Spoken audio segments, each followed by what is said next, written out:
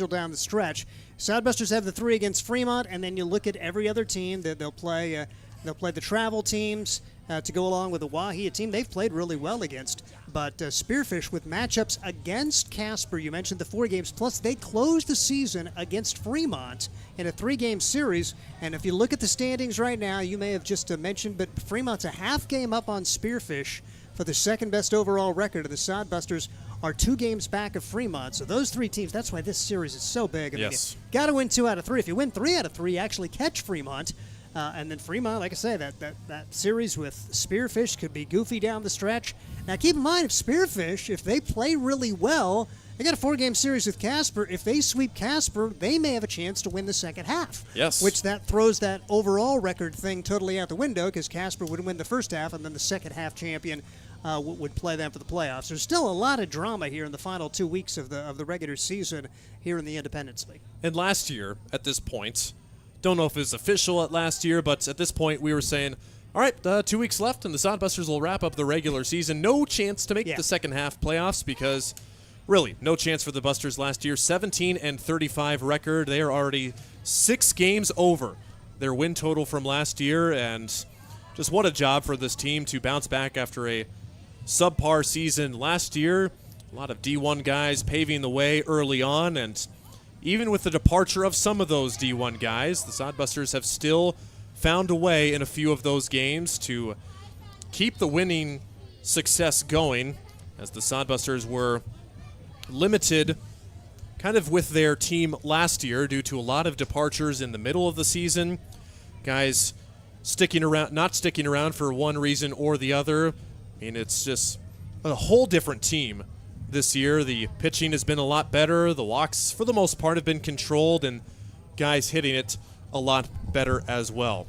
Well, we do have the emergency medical services here to transport this gentleman, and man, this is, I mean, you come out to the ballpark on a Tuesday night, just expecting to have a good time. Don't expect to get hurt in the dizzy bat race, but that's life sometimes, and you could get hurt at anything, and that it just happens to be that's what happened, went down here heading into the 8th inning, and so had the Sodbusters basically their infield has come off the field. The outfielders are still out there. Fremont is trying to just kind of stay warm, and unfortunate for these 2 teams, which have played a very crisp game.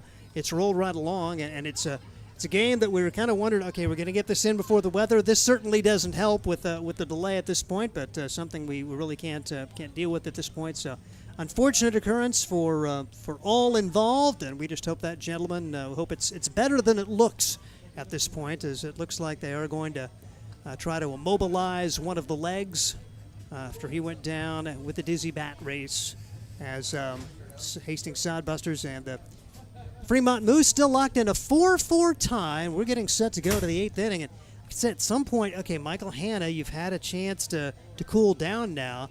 Jacobitz never got warm again. We saw Dino Morales kind of warm up. It may be to try to get through the 8th with Hanna. You bring in Morales in the 9th to try to close things down. And, of course, you hope that you can find a way to get a run home in the 8th and maybe win this baby and have a chance to either win it in the 8th, get the go-ahead run in the 8th, and then close it down to the 9th. That would be a perfect scenario here. And apologize for the people just tuning in now. We did have a little bit of an internet outage as well, so we're on a separate stream now. That was the reason for the stoppage, and I've had a couple recently here, and unfortunately our broadcast system, once it loses connection, does not allow us to resume the stream, so that is the reason for the other stream. But if you're just joining us now for the first time, an injury delay on the field. One of the fans with a leg injury running the dizzy bat race tonight with one of his buddies trying to be funny and tackle him right at the finish line, and we're told a serious leg injury has occurred. The reason you're seeing Hastings Fire and Rescue.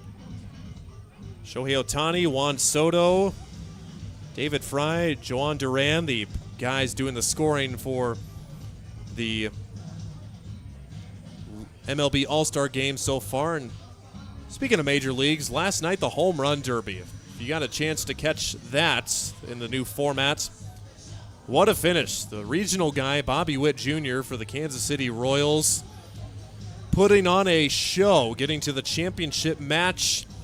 And, oh my goodness, that one where he was facing elimination in second place, got it within one home run of Teoscar Hernandez of the Dodgers, and on his last swing, put it off the wall on the fly.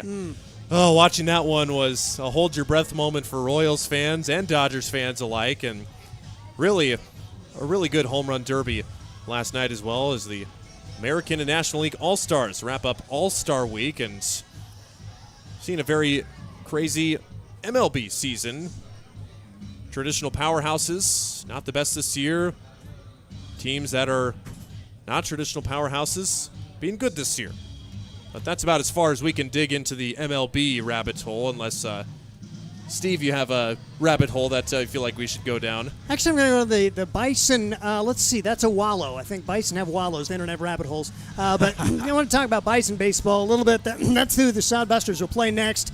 And, you know, you heard me kind of hold my breath when you were going to give the Casper update, because the Bison did win a game earlier this year, and we give them credit for beating Spearfish 11-8, but some of their other contests this season, now they had a chance against Oahe, lost 4-3, but they also have a 15-4 loss. The one that kind of sticks out, 23-4 against Spearfish. They lost 16-1 against Spearfish. They lost 23-2 against Spearfish. So it's interesting that the one win did come against Spearfish. Gave up 11 against Oahe, 10 against Oahe, won an 11-8 game against Spearfish, but then followed that up with a 19-1 loss. So you just kind of say you cringed when they're playing Casper, but still a respectable game at this point in the fifth, 4-1.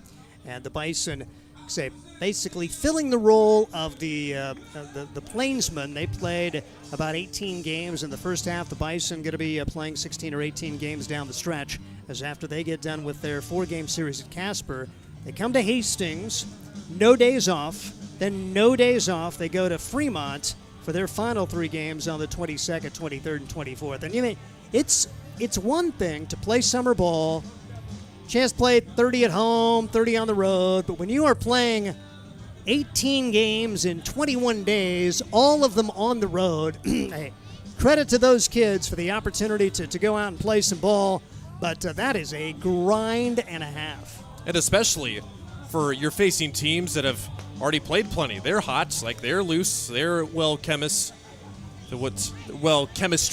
I'm making up a word. They've got good chemistry together. They're well chemistrized. Chemistrized. Yep. That is a new adjective created by yours truly, Ryan Valenza. What are you doing? And when you have a delay, you make up words. Chemistrized. Yes. That is awesome. Yep, and that's a word of the day right here. What's the adjective? That is a term that says that teams have good chemistry together. But like you said, I mean, the Bison and the Plainsmen coming on and facing teams who have been playing dozen-plus games so far in the summer season that have had a chance to bond with each other. And, I mean, like every summer team does, most of the guys get out of their car or the bus or wherever, and they're thrown into action. You maybe get at 1 or 2 practices, but how many Sodbusters this season just got here in Hastings and were put in the starting lineup or were put on the mound the same day? It is a tough adjustment for every team, but it's definitely at a disadvantage when you're a team that comes on after a few dozen games for a team that's already been playing in the summer season. And for, I mean, traditional power, I mean, Hastings, Casper, Fremont, and Spearfish have all been very, very good this season. And the other teams as well putting up a fight in a few of the games, but it's really been those 4 teams, and especially, like you said, 3 wins for those travel teams this summer season. It's very, very tough to come in and just get going and playing baseball like that. Do want to pay tribute to a couple of Sodbusters who we didn't get a chance to say goodbye to, and I was really hoping, the one day I was looking for Matisse Kroll, and he had already left. And so Matisse Kroll, the guy from the Netherlands, played at East Central College. He has now left the team, so his summer is done. And a big tribute to a guy named Jack Borkman. Jack Borkman, such a key part of the Sodbuster success early in the year. And good to see him get back over the Mendoza line. He was hitting .207 and was able to get that batting average back over 200 after he tore it up in the early going. And so we wish him well as he gets set to go for his next year of college ball. Of course, James Velasquez, that would have been a different kind of rotation for Hastings had they been able to use James Velasquez like they had hoped to, a guy who was an innings eater for the Hastings College Broncos and an All-American in the spring, but just never got healthy. He would have been a lot of fun for Hastings. A guy that we saw leave earlier, Jaden Jurgemsmeyer, came in and made a spot start for Hastings. He's actually been coaching the young guys up in Grand Island. He coaches their second junior team. Their season's going to be wrapping up here this weekend in all likelihood, and you very well could see Jaden get another start or two in the final couple of weeks. That would be nice. He had a really good outing in his first time, and the Sodbusters looking for a little more pitching depth. Mentioned the fact Creed Martin, a Kearney guy, he is now here as they do give a hand to the guy who, went down to the Dizzy Bat race, and he'll have a story to tell his kids and grandkids moving forward as biggest injury of the day. Hopefully he is all right. Can only imagine walking into, probably not walking, crutching into work tomorrow, and going to be a heck of a story. Well, what happened to you? Well, the Dizzy Bat race happened. That's, man, long delay here, but fortunately the affected man seems to be in good spirits, giving the wave to the fans coming in or coming off the field in a stretcher, and just now the Sodbusters will start to take the field again as we will set to resume the top of the 8th inning. We were just about to get things started, but Michael Hanna will be back out on the mound for his second inning of work. And after he finishes his continued warm-up tosses, Isaac Bonner, Caden Anderson, and Parker Mooney, the three scheduled up to greet Michael Hanna in his second inning of work. The Sodbuster bullpen, which was active before that, they've kind of just sat down and resuming their normal hacky sack shenanigans down there. Don't see any pitching or sand wedges down there, as we've come accustomed to see as well, but bullpen ready for whenever their number is called, and Michael Hanna revs it up here. 2 innings left to go still in this tie ball game. Approaching 9 o'clock Central Time, and man, if probably that injury hadn't happened, we'd probably be in the 9th inning by now with the way this game has been progressing along. 2 zeros for each side in the past couple of innings. Interesting coaching challenge for Danny Weiser here. How did he handle Michael Hanna? Because you're not exactly sure when you're going to go back out there, and at what point do you say, okay, Michael, you've been setting too long, let's bring somebody else in. But Hanna will get his second inning of work in very unusual circumstances. He had 20 minutes, probably, where he had probably about. Yeah, and now he did play catch with Josh Prenner at some point, but sat down also, so hopefully he is sharp, and is going to need to be, because, like I say, the margin for error is 0, a 4-4 ball game, and Michael Hanna, the ball game is yours as he takes the top of the hill and will face Isaac Bonner, and we take you home here as Hanna breaks contact. So see how it all works out in the final couple of innings. Hopefully just 2 innings here. I'd like to see just an inning and a half, matter of fact. Let's just go 1, 2, 3. 1 run at the bottom of the 8th, 1, 2, 3 in the 9th, and let's go home. First pitch strike. Good job, Michael Hanna. Did a good job in his first inning as he struck out a man, got a pop-up, did allow a 2-out walk, but able to get a hard hit ball for a fly out to center field here at Duncan Field. 0-1 delivery on the way.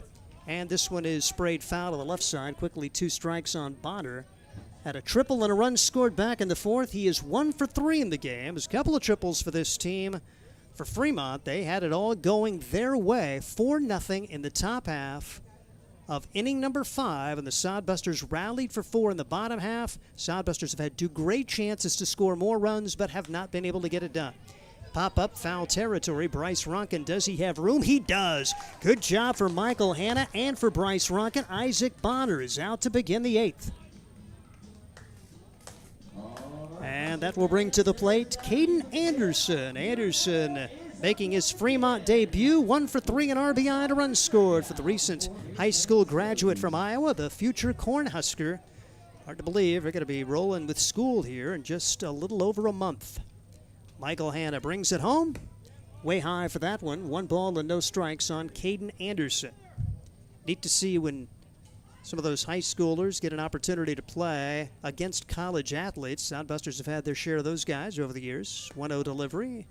Taken off the inside corner for ball 2. One of those guys in recent years was Matt Hallback. Just came out of high school and came here to play his summer ball, and now he is a draft pick for the Chicago Cubs in the 10th round. Went to UC San Diego, so congratulations to Matt. His pitch misses now 3-0 the count on Caden Anderson. Back in the Expedition League days of the Sodbusters. Now the Independence League, or Independence Baseball League, IBL if you will, as 5 teams eligible for the playoffs here. Hopefully trying to get a few more teams involved in this. North Platte, they lost their summer league ball team, but now have a professional team for this summer, but would like to see them back in the IBL. See if we get a couple of more. 3-0 delivery on the way, and that one's at the letters for a strike. 3-1 the count. 5 teams: Casper, Fremont, Spearfish, Oahe, and Hastings, joined by the Nebraska Prospects, the Bison, and the Plainsmen, all travel teams. Now, the Nebraska Prospects, they're their own organization, if you will, and they were dynamite a year ago. Good job bouncing back for Hannah, a pair of strikes. Just haven't got it going this year. Really felt like they had some decent talent, and they've had a lot of close games. Played Casper tough for a few, had their chances against Fremont, but just cannot put wins on the board. 3 balls, 2 strikes. Michael Hanna trying to complete the comeback, and this one is going to be hit high in the air to right center field. Should be playable, as it'll be Sawyer Duddleston over to make the catch, and there are 2 outs here in the 8th. What a bounce back from Hannah, down 3-0 in the count. Gets across a strike, and another one, and gets the second man out. And for Hannah, who has had some walk issues, real credit to the right-hander there for battling back. Guy who played this past year at Highland Community College. Last time we heard he was coming to Hastings. Now, that was when Joel Skipper was going to be the coach. We haven't heard any update. Well-struck ball, but no problem for Alexio Delgado. Started out. Oh, now he has to go back and makes the catch. Woo! Almost lost it. It looked like it was going to be relatively routine, and then he went, uh-oh. Took about 4 steps back. But how about Michael Hanna overcoming the 20-minute delay to work a 1-2-3-8. See if the offense can come through in the bottom half of the inning. It's 4-4. This is Soundbuster Baseball. Hi, I'm a baseball umpire. My job can get pretty stressful. I have to keep my eyes open at all times, and if I don't make the right call, people boo me. So to relax, I visit a Nebraska lottery retailer like this one and buy some scratch tickets. It always calms me down.